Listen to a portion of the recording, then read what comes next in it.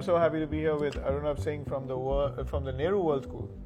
And it's amazing to catch up with you. I have this one question that I wanted to ask you. Sure. What do you think needs to change in schools today? Well, schools need to understand where they're headed. We love testing our children, and we have no data to suggest where we are and where we should be going. So I think there is an urgent need for data-driven schools and for thinking schools. I most sincerely also believe that our children need to be taught how to be more humane at schools now more than ever. So if I have two things on my wish list, one is we need to look at data to see where we are going, and two, we need to sincerely invest in children becoming more humane, and that can only happen when we as educators are more humane to them, and we as leadership are more humane to teachers and the management and the policymakers.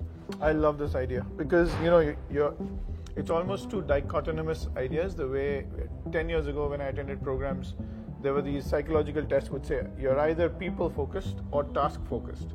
So to me, when we're talking about schools and being more data centric, it almost feels like as if we are taking away the heart from the whole equation. But so beautifully put that you want to bring data and you want to bring in the heart and you want to together make a big difference. Who do you think has to make all this change in a school? Is it the principal? Is it the teachers? Is it who is it? It's all of us. And I think it starts from understanding that child in the classroom is a human, an able-brained human who needs to be respected as early as a child actually comes into school. In fact, even before. So it's the entire system that needs to shift, but primarily because there is a leadership pyramid that happens in schools. The school managements or the governing boards need to change first, and I think we would eventually trickle down. But there is nothing stopping from it being a bottom-up approach. Whatever works for whoever. The point is it should be done. That's amazing. It's almost like saying together as one team, as one family, we got to get this one mission out in place. And that brings me to think about this idea of time. Because schools are organized in terms of academic year, it's almost as if some invisible force has given you this time period of 12 months. And whatever happens in 12 months, and next year it just resets. So what do you think from your experiences, what's the kind of time it takes to really make change happen? It's a logistics of convenience. If you will not have the 12 months, then every child's journey becomes more expensive. So if you can afford it, then by all means, let's disregard the 12 months and go on. When will this child achieve this learning outcome, and then I will take the child to next. But because you can't afford it, you say compartmentalize. We start in this month and we end in the other. So this is more a question of economics than a question of learning. And going to your question on learning, every learner would have their own path and the speed at which they're going to go. And in terms of parents, what do you think? What should parents do to ensure that schools feel safe to try new things and to start this process of improvement? Because parents always seem like they want the best. They don't want improving. They want the best already. You think? So does the teacher, so does the child, so does the principal, the governing board. Everybody wants the best. But for this best to actually be achieved, there has to be this trust between the teacher, the parent, and this child. The sacrosanct trust. Say, we are here for each other, and which is the truth. Nowhere in the world can a teacher ever want the child in her or his classroom to be an underachiever. It is just counterintuitive. So while every teacher out there in their capacity is attempting to do the best for their child, either because we are not able to communicate it to the parent body, or the parent body is not mentally ready to think of it, there are times when a trust deficit happens. And as soon as there is a trust deficit, the total efficacy of our effort goes down.